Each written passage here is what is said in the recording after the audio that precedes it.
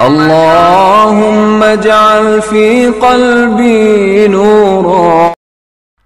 سلطان شہاب الدین غوری، مصنف اسلم راہی MA۔ Episode 13۔ بھٹنڈا فتح کرنے کے بعد ایک روز سلطان شہاب الدین غوری شہر میں ایک جگہ قطب الدین ایبک، حاجب محمد علی غازی، وزیر ضیاء الملک، محمد عبداللہ سنجری، عبدالجبار جیلانی اور کچھ دوسرے سالاروں اور عمرا کے ساتھ بیٹھا ہوا تھا کہ ایبا وہاں نمودار ہوا اور سلطان شہاب الدین غوری کے سامنے رکا، بلند آواز میں سلام کہا، پھر سلطان کو مخاطب کر کے کہنے لگا، سلطان محترم، آپ نے مجھے طلب کیا ہے؟ سلطان شہاب الدین غوری نے مسکراتے ہوئے گردن اسبات میں ہلائی، ہاتھ کے اشارے سے اسے اپنے سامنے ایک خالی جگہ پر بیٹھنے کے لیے کہا۔ جب ایبا بیٹھ گیا تب کچھ دیر خاموشی رہی۔ اس دوران سب خاموش تھی، لیکن قطب الدین ایبک دھیمے دھیمے انداز میں مسکرا رہا تھا، یہاں تک کہ سلطان شہاب الدین غوری نے ایبا کو مخاطب کیا۔ ایبا میرے بیٹے، میں جانتا ہوں تم نے چند ہفتے نہر والا کی راجکماری کے پاس قیام کیا تھا، اور اس قیام کے نقوش ضرور تمہارے دل پر ثبت ہوئے ہوں گے، اور تم نے راجکماری کو پسند کرنا شروع کیا ہوگا، اس سے محبت کرنے لگے ہوگی، راجکماری بھی تمہیں چاہنے لگی ہوگی، لیکن حالات نے ایسا پلٹا کھایا کہ تمہیں وہاں سے نکلنا پڑا۔ اب میں تم سے پوچھتا ہوں کہ نہر والا کی راجکماری کمار دیوی کو چھوڑ کر کوئی ایسی لڑکی ہے جو تمہیں پسند آئی ہو، جس نے تمہارے دل میں گھر کر لیا ہو، اور جس کے لیے تمہارا دل چاہتا ہو کہ تم اسے اپنی زندگی کا ساتھی بنا لو؟ سلطان شہاب الدین غوری جب خاموش ہوا تو عجیب سے انداز میں سلطان کی طرف دیکھتے ہوئے ایبا کہنے لگا، سلطان محترم، شہر کے انتظامی معاملات کو چھوڑ کر آج یہ نیا اور انوکھا موضوع کیسے چھڑ گیا؟ یہ موضوع چھڑنا چاہیے، اس لیے کہ جس قدر میرے سالار اور عمرا اس وقت یہاں بیٹھے ہوئے ہیں سب شادی شدہ ہیں سوائے تمہاری۔ میں چاہتا ہوں تمہاری بھی شادی کسی مناسب جگہ ہو جائے، ایسی جگہ جہاں تمہاری پسند ہو۔ سلطان کے خاموش ہونے پر ایبا نے غور سے سلطان کی طرف دیکھتے ہوئے کہنا شروع کیا، سلطان محترم، میں اس سلسلے میں کیا کہہ سکتا ہوں؟ میرے لیے آپ ہی سب کچھ ہیں۔ اگر آپ چاہتے ہیں کہ مجھے شادی کر لینی چاہیے تو میں کر لیتا ہوں، جہاں آپ شادی کا اہتمام کریں گے وہاں ہی کر لوں گا، اس لیے کہ میں خیال کرتا ہوں کہ آپ جو بھی فیصلہ کریں گے اس میں میری بہتری ہوگی۔ ایبا کے اس گول مول جواب پر سب ہنس دیے تھے۔ سلطان شہاب الدین غوری کے چہرے پر بھی تبسم نمودار ہوا تھا۔ پھر سلطان کہنے لگا، ایسے گول جواب دینے کی تم ماہر ہو، پہلے یہ کہو کہ اس لڑکی شنکل سے متعلق تمہارا کیا خیال ہے جو اس وقت ہمارے لشکر میں موجود ہے اور جس نے بھٹنڈا کے نواح میں بھرپور انداز میں جنگ میں حصہ لیا تھا؟ میں تو اسے دیکھتے ہی دنگ رہ گیا تھا، وہ بہترین تربیت یافتہ لشکریوں کی طرح جنگ میں حصہ لے رہی تھی اور رہی بھی تمہارے پہلو با پہلو تھی۔ ایبا مسکرایا، پھر کہنے لگا، سلطان محترم، مجھ اکیلے کے ہاں کہنے سے کیا ہوتا ہے؟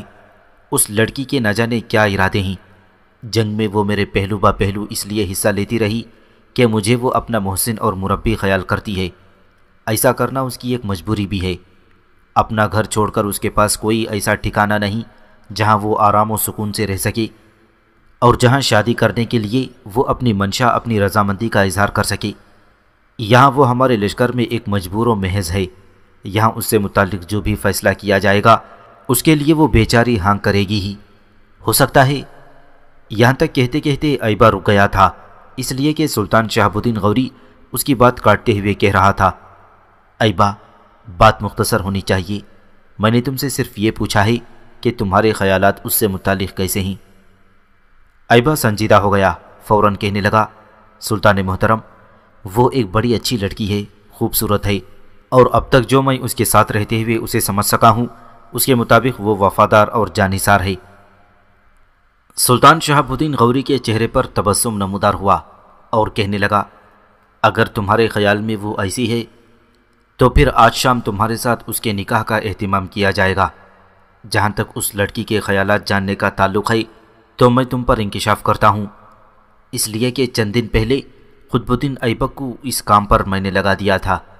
قطب الدین ایبک اس کے پاس گیا اور اس سے کہا کہ گو اس کا باپ یہاں نہیں ہے، اس کے لواحقین بھی یہاں نہیں ہیں، لہٰذا وہ قطب الدین ایبک ہی کو اپنا باپ سمجھے، اس کے سامنے اپنی رائے کا اظہار کرے کہ وہ کسے پسند کرتی ہے جس سے اس کی شادی کا اہتمام کیا جائے۔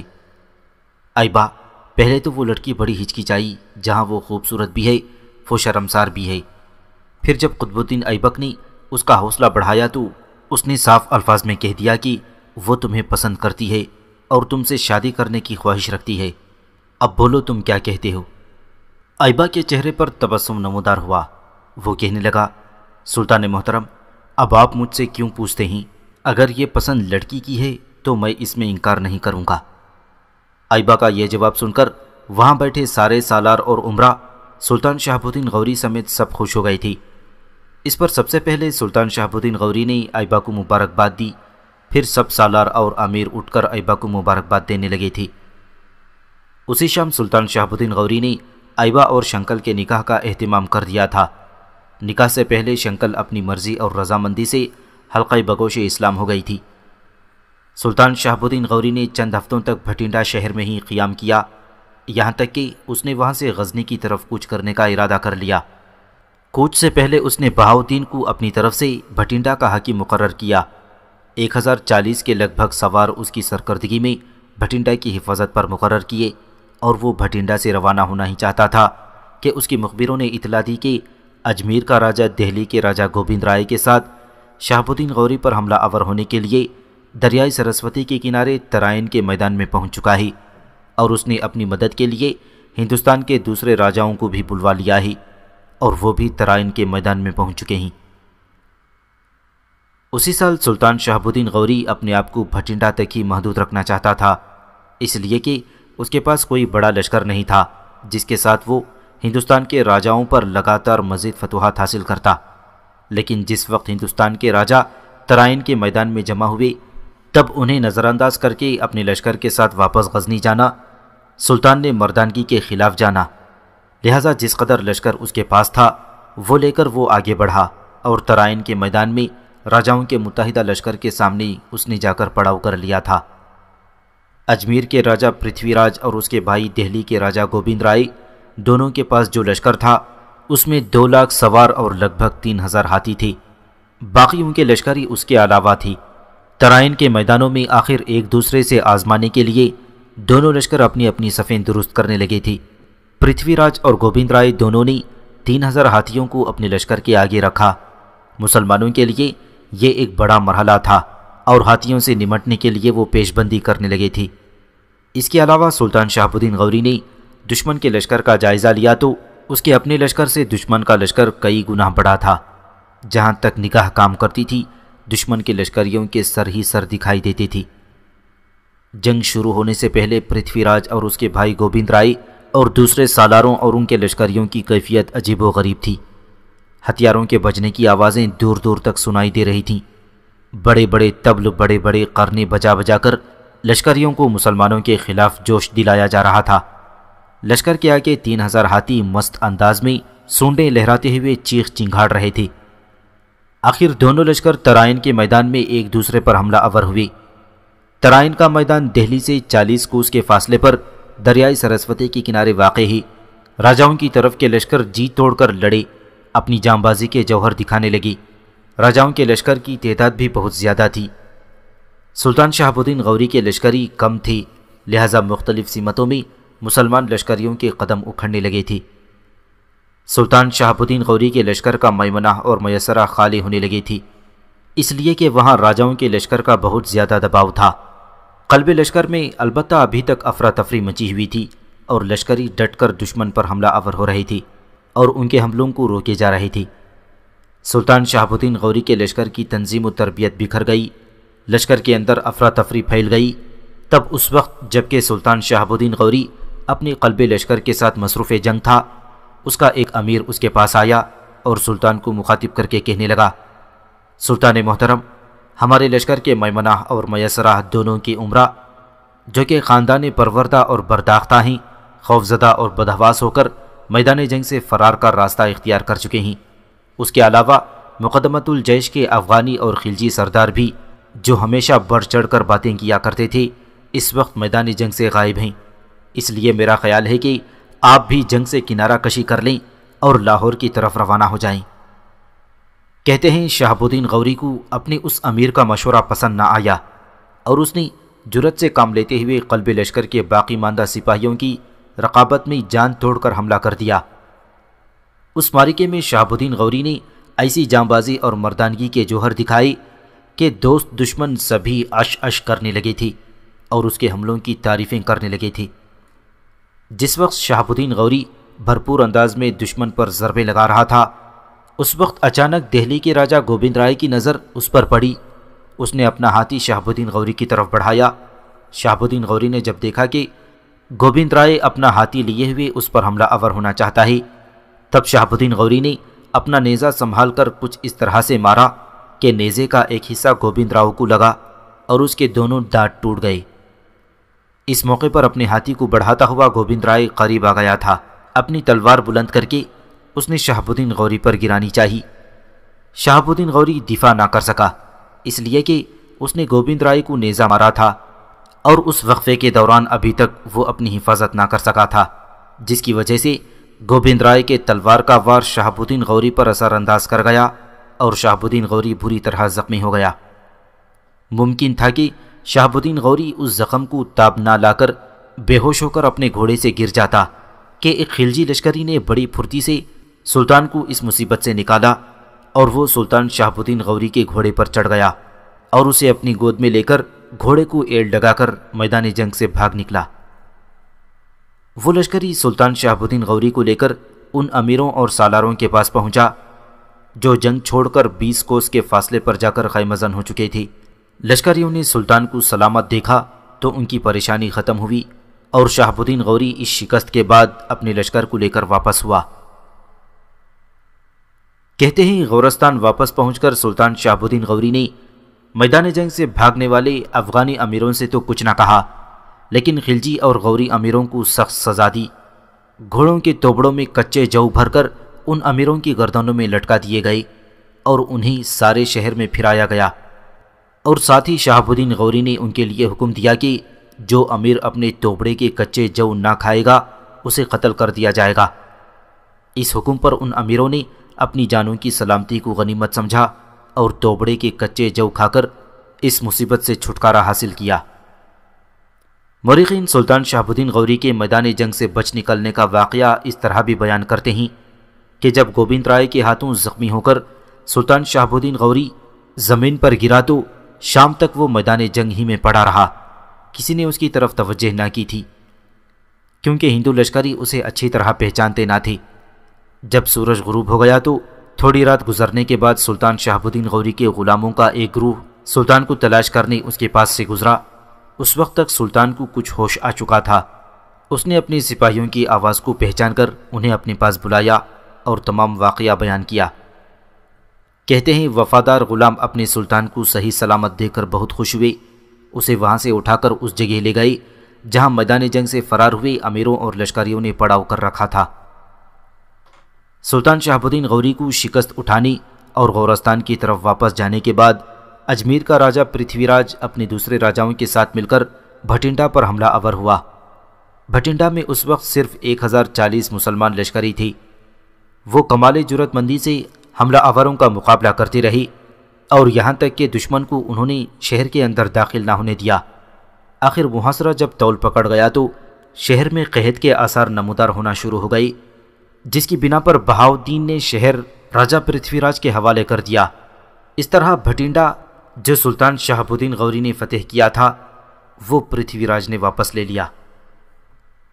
جس روز سلطان شہاب الدین غوری جنگ سے پسپا ہو کر واپس چلا گیا تھا، اگلے روز سنگرام اور دیوداس دریائے سرسوتی کے کنارے ایک جگہ بیٹھ گئے۔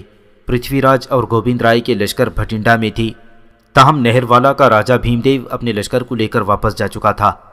دریائے سرسوتی پر بیٹھنے کے بعد دیوداس نے انتہائی افسردہ انداز میں اپنے ماموزاد سنگرام کو مخاطب کر کے کہنے لگا، بھائی میری بدقسمتی ہے کہ اتنے روز تک راجکماری کمار دیوی کے یہاں قیام کے باوجود میں اسے میدان سے اٹھا کر اپنے ہاں نہ لا سکا۔ ہماری بدقسمتی کہ جتنے روز اس کے باپ کا لشکر یہاں قیام کیے ہوئے رہا، اس دوران کمار دیوی گھوڑ دوڑ کے لیے نکلی ہی نہیں، اور اس کے لشکر میں داخل ہو کر اسے اٹھا کر یہاں لانا صریحاً اپنی موت کو دعوت دینے کے برابر ہے۔ لہٰذا مجھے اپنی ناکامی پر بے حد دکھ اور صدمہ ہے۔ دیوداس جب خاموش ہوا تب سنگرام کہنے لگا، جب تمہیں اسے اٹھانے کا موقع ہی نہ ملا تو پھر افسوس کرنے سے کیا فائدہ؟ ابھی تمہارے پاس اسے اٹھا کر یہاں لانے کا ایک بہترین موقع ہے۔ دیکھو، اچ کا تہوار لگنے میں ابھی چند ہفتے باقی رہ گئے ہیں۔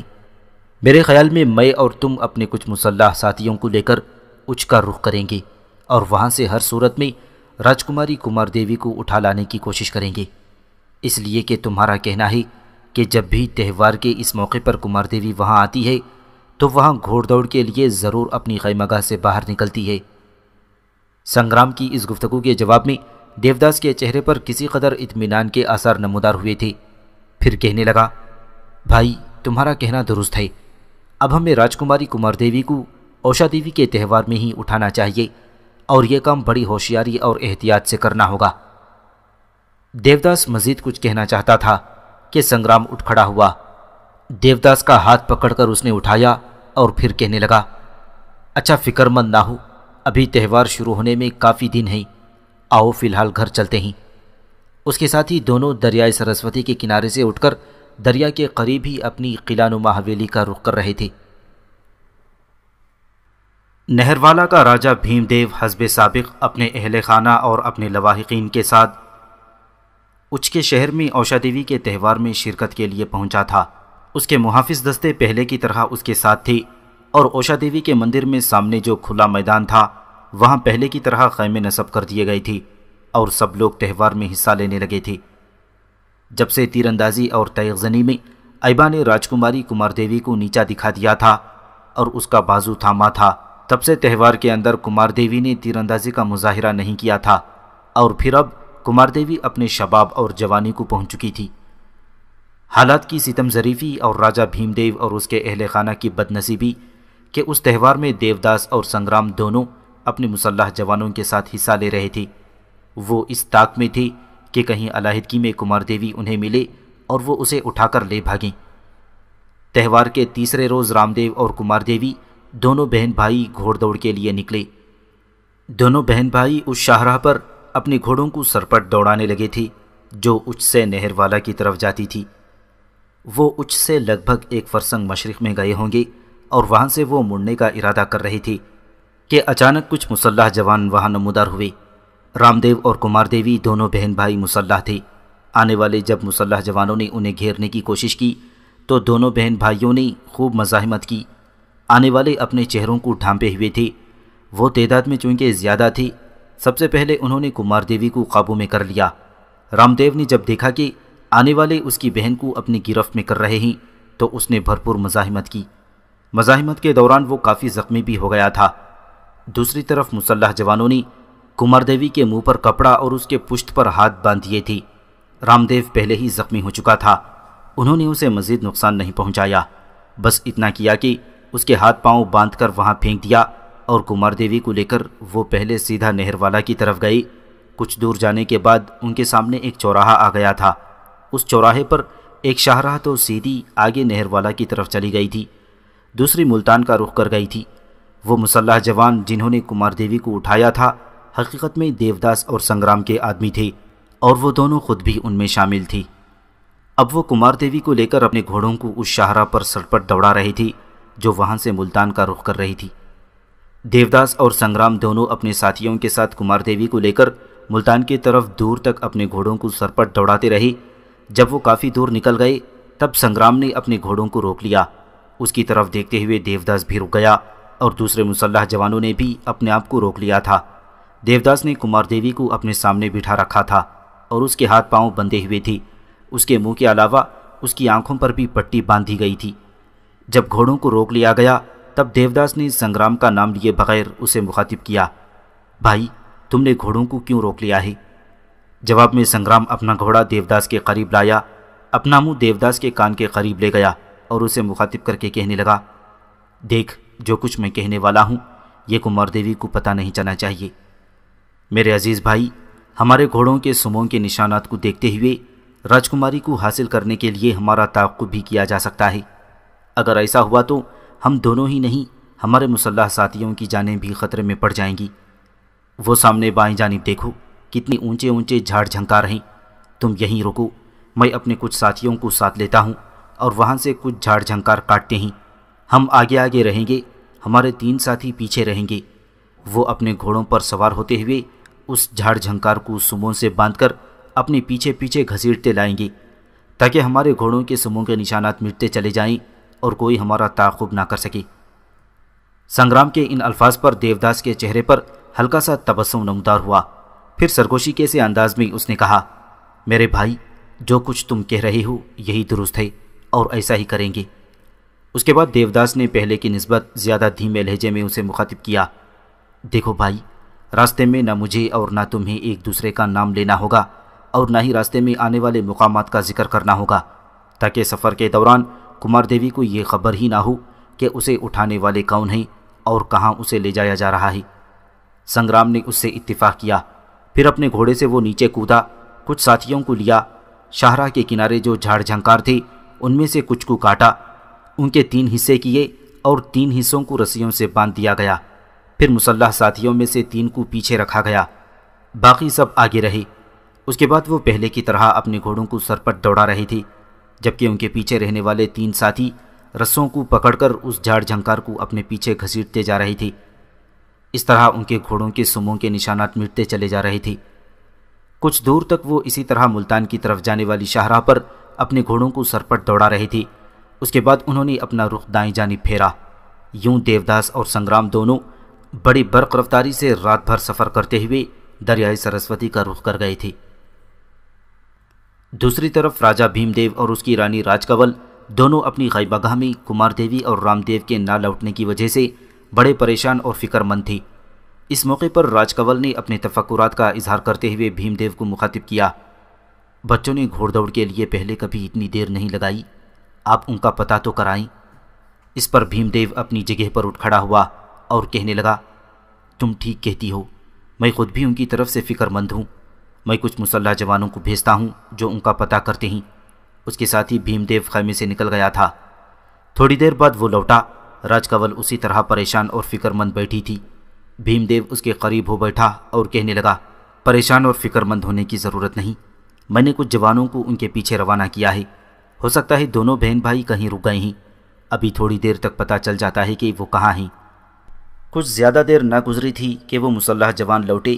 ان میں سے 2 جوان زخمی رام دیو کو لے کر بھیم دیو کے خیمے میں داخل ہوئے۔ رام دیو کو اس حالت میں دیکھتے ہوئے بھیم دیو اور راج کنول کے رنگ پیلے ہو گئے تھے۔ اس موقع پر راج کنول اپنے سینے پر ہاتھ مارتے ہوئے کہنے لگی، کیا ہوا میرے بیٹے کو؟ اندر آنے والے مسلح جوانوں میں سے ایک بھیم دیو کی طرف دیکھتے ہوئے کہنے لگا، ہم اپنے شہر نہروالا کی طرف جانے والی شاہراہ پر ان کو تلاش کرنے کے لیے نکلے۔ لگ بھگ 1 فرسنگ آگے راجکمار پڑی تھی، ان کے ہاتھ پاؤں بندھے ہوئے تھے، یہ زخمی تھے، ان کے ہاتھ پاؤں کھول کر ہم یہاں لائے ہیں۔ رام دیو کی یہ حالت دیکھتے ہوئے بھیم دیو اور راج کنول کی حالت ناقابل برداشت تھی۔ پھر بین کرتی آواز میں راج کنول نے پوچھا، راجکماری کہاں ہے؟ آنے والوں میں سے ایک پھر بول اٹھا، مالکن، راجکماری کا کچھ پتہ نہیں چلا کہ کہاں ہے۔ اس موقع پر رام دیو بول اٹھا اور ان دونوں مسلح جوانوں کو مخاطب کر کے کہنے لگا، تم دونوں جاؤ، میں پورے حالات اپنے ماتا پتا کو بتاتا ہوں۔ وہ دونوں مسلح جوان باہر نکل گئے۔ اس کے بعد جو رام دیو اور کمار دیوی پر بیتی تھی اس کی تفصیل اس نے بھیم دیو اور راج کنول سے کہہ دی۔ بھیم دیو فوراً اپنی جگہ پر اٹھ کھڑا ہوا اور راج کنول کی طرف دیکھتے ہوئے کہنے لگا، کمار دیوی کو اٹھانے والے دور نہیں گئے ہوں گے، میں ابھی ان کے تعاقب میں مسلح جوان بھیجتا ہوں، ساتھ ہی میں طبیب کو بھی بھیجتا ہوں، رام دیو کے زخموں کی مرہم پٹی کر دے گا۔ اس کے ساتھ ہی بھیم دیو انتہائی غصے اور غضبناکی کی حالت میں خیمے سے نکل گیا۔ تھوڑی ہی دیر بعد بھیم دیو جب خیمے میں لوٹا، اس وقت تک طبیب رام دیو کی زخموں کی مرہم پٹی کرنے کے بعد جا چکا تھا۔ اداس اور افسردہ سا بھیم دیو وہاں بیٹھا، پھر اپنے بیٹے رام دیو کو مخاطب کر کے کہنے لگا، بیٹے، جو لوگ تم دونوں بہن بھائی پر حملہ آور ہوئے، کیا ان میں سے تم نے کسی کو پہچانا؟ وہ لوگ کون تھے؟ رام دیو کچھ سوچتے ہوئے کہنے لگا، پتا جی، وہ اپنے چہروں پر ڈھاٹیں چڑھائے ہوئے تھی، اس بنا پر میں انہیں جان پہچان نہیں سکا کہ وہ لوگ کون تھے۔ رام دیو جب خاموش ہوا تب راج کنول دکھ بھرے انداز میں کہنے لگی، میرا اندازہ ہے یہ کام ایبا کا ہے، اس نے ہی کمار دیوی کو اٹھا کر اپنے انتقام کی تکمیل کرنے کی کوشش کی ہوگی۔ اتنا بڑا قدم ایبا کے سوا کوئی اٹھا بھی نہیں سکتا۔ راج کنول جب خاموش ہوئی تب رام دیو نے اس کی طرف دیکھا اور کہنے لگا، ماتا جی، آپ کا اندازہ درست نہیں ہے۔ ہم پر حملہ کرنے والے اور کمار دیوی کو اٹھا لے جانے والے مقامی لوگ تھے۔ ان کے لباس ہندوانہ تھے، مسلمانوں جیسے نہیں تھے، اور پھر ان کے سر ننگے تھے۔ مسلمان عموماً سروں پر امامہ رکھتے ہیں، ان کے ننگے سر بتاتے تھے کہ وہ ہندو تھے۔ ماتا جی، میرا اندازہ ہے کہ یہ کام ایبا کا نہیں ہو سکتا۔ ایبا اتنا گھٹیا کام نہیں کر سکتا، اس لیے کہ اگر ایبا راجکماری کمار دیوی کو حاصل ہی کرنا چاہتا تھا تو پھر اسے نہر والا سے بھاگنے کی کیا ضرورت تھی؟ میرا تو اندازہ ہے کہ اسے کمار دیوی میں کوئی دلچسپی تھی ہی نہیں۔ جس وقت اوشا دیوی کے تہوار میں اس نے تیغ زنی اور تیر اندازی کا مقابلہ کمار دیوی سے جیتا تھا تو ہم نے اسے کہہ دیا تھا کہ ہم ہر صورت میں اسے اپنے ساتھ لے کر جائیں گے۔ میرا اندازہ ہے کہ وہ اس بنا پر ہمارے ساتھ ہو گیا تھا کہ کہیں ہم اس کے ساتھ زبردستی نہ کریں۔ اس کا خیال ہوگا کہ چند دن نہر والا میں رہے گا، پھر موقع پا کر بھاگ جائے گا۔ اس سے زیادہ نہ اس کا کوئی ارادہ تھا اور نہ ہی اس کے اور کوئی مقاصد تھے۔ پتا جی، آپ یہ جانتے ہیں کہ ایبا کو ہم نے کمار دیوی سے منسوب کر دیا تھا۔ کمار دیوی بھی اسے بے انتہا انداز میں چاہنے لگی تھی۔ اس کی چاہت کے باوجود وہ ہمارے ہاں سے بھاگ نکلا۔ اس کا یہاں سے بھاگنا اس بات کی غمازی کرتا ہے کہ اس کی راجکماری کمار دیوی سے کوئی دلچسپی نہیں تھی۔ پتا جی، میری بہن کو اٹھا لینے والے ایبا کے علاوہ کچھ اور لوگ ہیں، اور ان کا ہر صورت میں ہمیں سراغ لگانا ہوگا، ورنہ وہ اسے نقصان پہنچائیں گے، داغدار کر دیں گے۔ اس سے آگے رام دیو کچھ نہ کہہ سکا، اس لیے کہ راج کنول نے تڑپ کر اس کے منہ پر ہاتھ رکھ دیا تھا۔ پھر تینوں اس کمرے میں بیٹھ کر انتظار کرنے لگے تھی۔ انہوں نے شام کا کھانا بھی نہ کھایا۔ جیسے تیسے کر کے وہ رات ان تینوں نے کاٹی۔ پوری رات اضطرابی حالت میں جاگتے ہوئے گزاری۔ راج کنول آہیں بھرتی رہی۔ اگلے روز کا سورج جب کافی چڑھ گیا تو مسلح جوان لوٹ کر آئے، جنہیں بھیم دیو نے راجکماری کمار دیوی کو تلاش کرنے کے لیے بھیجا تھا۔ ان کی آمد پر بھیم دیو، راج کنول اور رام دیو تینوں خیمے سے باہر نکل آئی تھی۔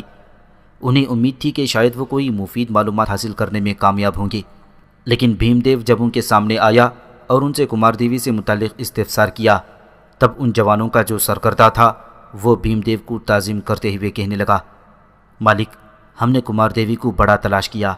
رات کے وقت مشعلیں جلا کر ہم شاہراہ پر آگے بڑھتے رہے۔ جو شاہراہ یہاں سے ہمارے شہر نہروالا کی طرف جاتی ہے، کمار دیوی کو اٹھانے والے لوگوں نے کچھ دور تک اس شاہراہ پر ہی سفر کیا۔ اس کے بعد جہاں ایک چوراہا آتا ہے، وہاں سے ایک شاہراہ ملتان کی طرف جاتی ہے۔ وہاں انہوں نے اپنا رخ بدلا۔ نہروالا کی طرف جانے کے بجائے انہوں نے ملتان کا رخ کر لیا ہے۔ ان کے گھوڑوں کے سنگوں کے نشانات پر ہم آگے بڑھتے رہے۔ راستے میں ہمیں سورج بھی طلوع ہو گیا۔ اس طرح ہمارا کام آسان ہو گیا تھا۔ رات کے وقت ہمارے آگے بڑھنے کی رفتار بھی کم تھی، اس لیے کہ مشعلوں کی روشنی میں ہمیں گھوڑوں کے سنگوں کا کھوج لگانا تھا۔ دن کے وقت ہم بڑی تیزی سے آگے بڑھے۔ ہم خوش تھے کہ گھوڑوں کے نشانات کے پیچھے پیچھے ہم اس جگہ پہنچنے میں کامیاب ہو جائیں گے جہاں کمار دیوی کو لے جانے والے اسے لے کر گئے ہیں۔ لیکن ہماری بدقسمتی کہ اس شاہراہ پر تھوڑا مزید آگے بڑھنے کے بعد بھاگنے والوں کے گھوڑوں کے نشان اکثر ہی ختم ہو گئی تھی۔ ایسا لگتا تھا کہ وہاں جانے کے بعد ہمارے گھوڑوں کے نشانات مٹانے کا اہتمام کر لیا ہو، اور پھر بدقسمتی کہ جس شے سے بھی انہوں نے گھوڑوں کے نشانات مٹائے وہ نشانات بھی مٹ گئی تھی، اس لیے کہ رات جو تیز ہوا چلتی تھی اس نے سارے ہی سوراخ ختم کر کے رکھ دیے۔ اس بنا پر ہم آپ کے پاس لوٹ آئے ہیں۔ بھیم دیو کے کہنے پر جوان وہاں سے ہٹ گئے۔ ان کے جانے کے بعد بڑے دکھ اور غم میں بھیم دیو کہنے لگا، یہ جو بھاگنے والوں کے گھوڑوں کے نشانات ملتان کی طرف گئے ہیں، اس سے مجھے شک پڑتا ہے کہ کمار دیوی کو ایبا ہی لے کر گیا ہے۔ اب میں بھگوان سے یہ بھی پرارتھنا کرتا ہوں کہ کمار دیوی کو یہاں سے اٹھا کر ایبا لے گیا ہو، اس لیے کہ میں جانتا ہوں کہ وہ اسے نقصان نہیں پہنچائے گا، اس کی عزت، اس کی آبرو کی حفاظت بھی کرے گا۔ اس کے علاوہ اگر کوئی میری بیٹی کو اٹھا کر لے گیا ہے تو وہ اس کے لیے انتہا درجے کا نقصان دہ ثابت ہوگا۔ اس کے بعد بھیم دیو نے اپنے کچھ سرکردہ آدمیوں کو بلوایا اور وہاں سے کوچ کرنے کا حکم دیا۔ تھوڑی دیر بعد ساری خیمہ گاہ اکھاڑ لی گئی اور اپنے محافظ دستوں کے ساتھ بھیم دیو، راج کنول اور رام دیو کا لشکر اچ سے شہر والا کی طرف چلے گئے تھے۔ راجکماری کمار دیوی کی آنکھوں سے جب پٹی کھلی تو وہ ایک انتہائی آرام دہ کمرے میں تھی اور اس وقت اس کے سامنے دیوداس، سنگرام اور ان دونوں کے ساتھ ایک بوڑھا کھڑا تھا۔ دیوداس کو وہاں دیکھتے ہی راجکماری کا چہرہ غصے سے سرخ ہو گیا تھا، تاہم حالات کو دیکھتے ہوئے اس نے ضبط کیا۔ کچھ دیر پریشانی میں ادھر ادھر دیکھتی رہی، پھر دیوداس اس کی طرف دیکھتے ہوئے کہنے لگا، اس کا مطلب ہے تم مجھے یہاں اٹھا کر لائے ہو؟ یہ تو کہو، تم نے مجھے اوشا دیوی کے تہوار سے کیوں اٹھایا؟ کیوں میرے بھائی کو زخمی کر کے تم نے وہاں پھینک دیا؟ مجھے یہاں لانے سے تمہارا کیا مقصد ہے؟ دیوداس نے غور سے کمار دیوی کی طرف دیکھا، پھر کہنے لگا، راجکماری، میں جھوٹ نہیں بولوں گا، میں ہی تمہیں لے کر یہاں آیا ہوں۔ میرے ساتھ یہ سنگرام ہے، یہ میرا ماموزاد ہے، اس کام میں اس نے میری مدد کی ہے۔ تمہیں یہاں لانے کا ایک ہی مقصد ہے، میرے ساتھ شادی کر لو۔ اس کے علاوہ میں کچھ نہیں چاہتا، نہ تمہیں نقصان پہنچاؤں گا، اور یہاں تمہاری عزت اور تمہاری عفت بھی محفوظ رہے گی۔ لیکن میرا ایک ہی مطالبہ ہے کہ تمہیں مجھ سے شادی کرنا ہوگی۔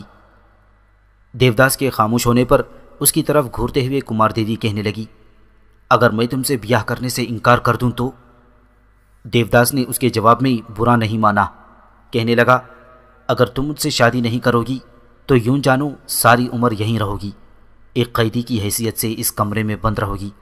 تاہم میں تمہیں یہ عہد اور وچن دیتا ہوں کہ جب تک تم یہاں رہو گی تمہاری عزت، تمہاری آبرو محفوظ رہے گی، نہ ہی تمہیں کوئی جانی نقصان پہنچایا جائے گا۔ بس میرا ایک ہی مقصد ہے کہ تم مجھ سے شادی کرنے پر رضامند ہو جاؤ۔ یہ حویلی میرے ماموں کی ہے اور تم اس کی دوسری منزل پر ہو۔ اس کے بعد دیوداس رکا، پھر مزید کمار دیوی کو مخاطب کر کے کہنے لگا، اس کمرے میں تمہاری ضرورت کا سارا سامان موجود ہے۔ تمہیں اغوا کرنے سے پہلے یہ کمرہ خاص طور پر میں نے تمہارے لیے ہی تیار کیا ہے۔ وہ سامنے جو لکڑی کی الماری ہے اس میں تمہارے لیے قسم قسم کے رنگ رنگ کے قیمتی ملبوسات ہیں، جو چاہو اس میں سے نکال کر پہنو۔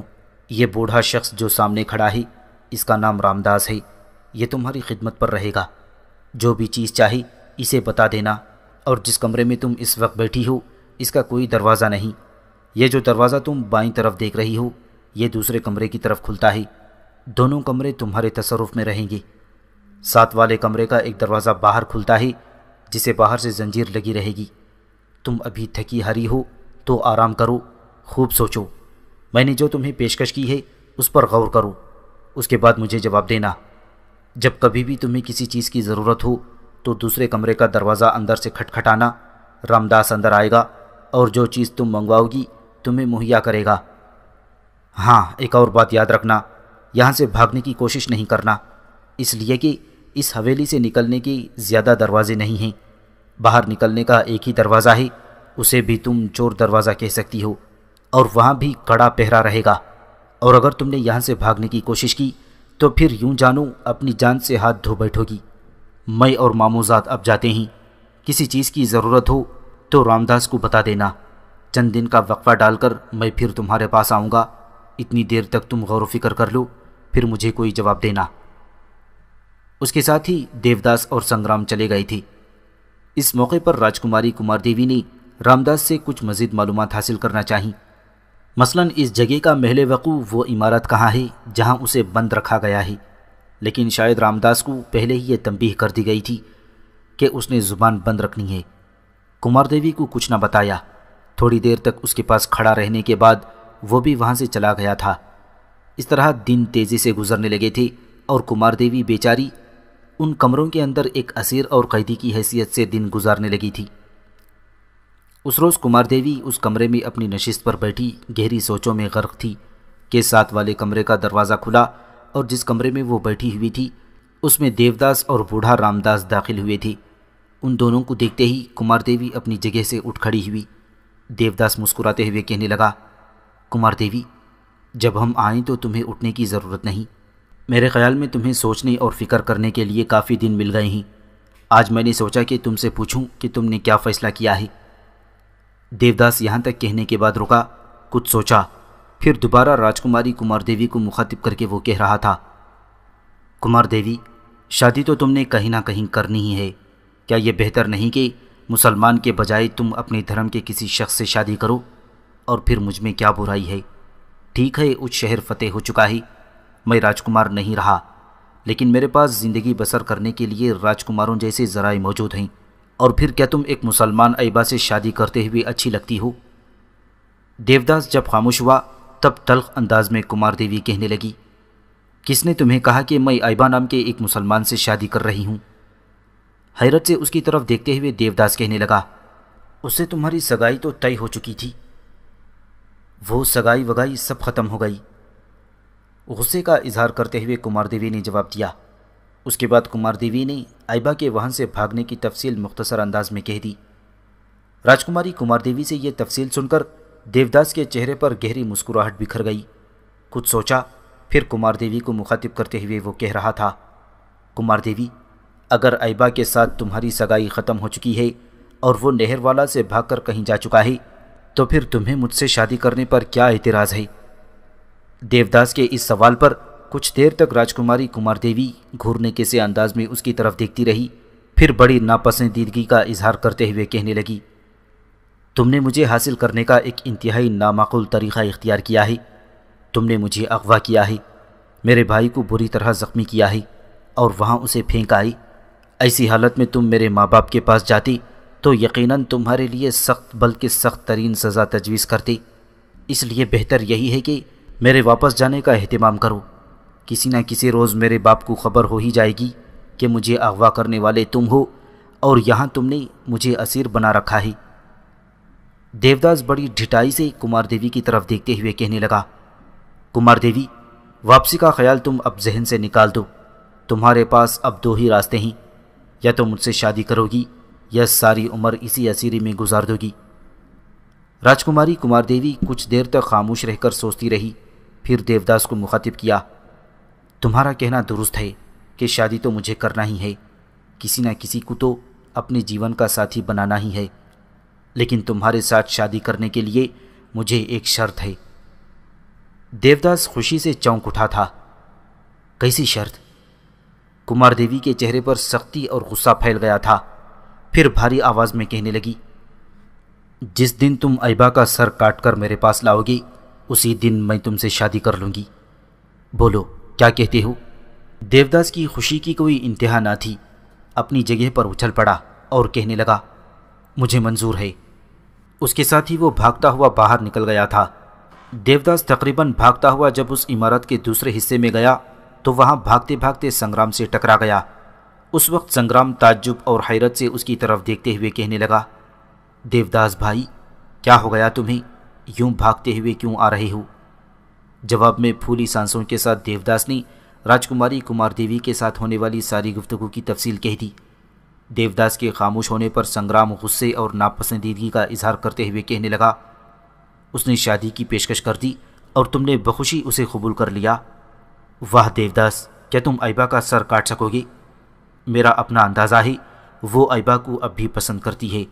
اس نے ایبا کا سر کاٹ کر لانے کی جو پیشکش کی ہے وہ اس بنا پر کی ہے کہ اگر تم ایبا سے ٹکراؤ گے تو ایبا کا سر کاٹنا تمہارے بس کا روگ نہیں، لہٰذا یہ تمہارا سر کاٹ دے گا۔ اس طرح راجکماری کی جان تم سے چھوٹ جائے گی۔ اتنا کہنے کے بعد سنگرام تھوڑی دیر کے لیے رکا، پھر اپنی بات کو آگے بڑھاتے ہوئے وہ دوبارہ اپنے ماموزاد دیوداس کو مخاطب کرتے ہوئے کہہ رہا تھا، دیوداس، حماقت کی باتوں پر اعتبار نہ کرو۔ یہ شرط لگا کر کمار دیوی تمہارا خاتمہ کرنا چاہتی ہے۔ ذرا ٹھنڈے دماغ سے سوچو، جس طرح تم نے ایبا سے متعلق مجھے تفصیل بتائی تھی اس کے مطابق وہ اپنے بچپن ہی میں لاجواب تیغزن اور بے مثال تیر انداز تھا۔ اب تو جوان ہو کر وہ آندھی اور طوفان کی شکل اختیار کر چکا ہوگا۔ کیا تیغزنی میں اس کا مقابلہ کر سکو گے؟ کیا تم یہاں سے اکیلے اپنے مسلح جوانوں کو لے کر ایبا کا خاتمہ کر سکو گے؟ کیا وہاں سے زندہ لوٹ سکو گے؟ چلو اگر کسی اور روز کسی سلسلے میں اگر یہاں ایبا آ جاتا ہے، جس طرح پہلے وہ سلطان شہاب الدین غوری کے لشکر میں رہ کر ترائن کی جنگ میں حصہ لے چکا ہوگا، اسی طرح اگر وہ دوبارہ آتا ہے تو کیا تم مسلمانوں کے لشکر میں داخل ہو کر ایبا کا سر کاٹ کر راجکماری کمار دیوی کی شرط پوری کر سکتے ہو؟ دیوداس کے سارے ولولے، سارا جوش، ساری خوشی اور سارا احساس اطمینان کے ساتھ ختم ہو گیا۔ بڑی بے بسی سے سنگرام کی طرف دیکھتے ہوئے وہ کہنے لگا، بھائی، تم نے بڑی بھیانک تصویر کھینچ دی ہے، اب تم ہی بتاؤ مجھے کیا کرنا چاہیے۔ سنگرام مسکرایا، اس کا شانہ تھپتھپایا اور کہنے لگا، دیوداس، خاموش رہو، اس موضوع پر بعد میں سوچیں گے۔ ایبا کا سر کاٹنے کا سوچنا بھی مت، یہ خیال بھی اپنے ذہن میں مت لانا، ورنہ اپنی جان سے ہاتھ دھو بیٹھو گی۔ میں تمہیں یہ بھی بتا دوں، اس شرط کو بھول کر بھی کسی سے ذکر مت کرنا، کیونکہ اگر کسی وقت ایبا تک یہ خبر پہنچ گئی تو یاد رکھنا بڑا طوفان کھڑا ہوگا۔ ہو سکتا ہے اپنے تحفظ کے لیے وہ خود ہی حرکت میں آ جائے اور تمہاری گردن کاٹ کر رکھ دے۔ سنگرام کے ان الفاظ پر خوف و دہشت سے دیوداس کپ کپا اٹھا تھا۔ کچھ کہنا چاہتا تھا کہ سنگرام نے پھر اس کا شانہ تھپ تھپایا اور کہنے لگا، اب لعنت بھیجیں ان باتوں پر، آؤ گھوڑ دوڑ کا وقت ہو گیا ہے، گھوڑ دوڑ کے لیے نکلتے ہیں۔ اس کے ساتھ ہی دونوں استبل کا رخ کر رہے تھے۔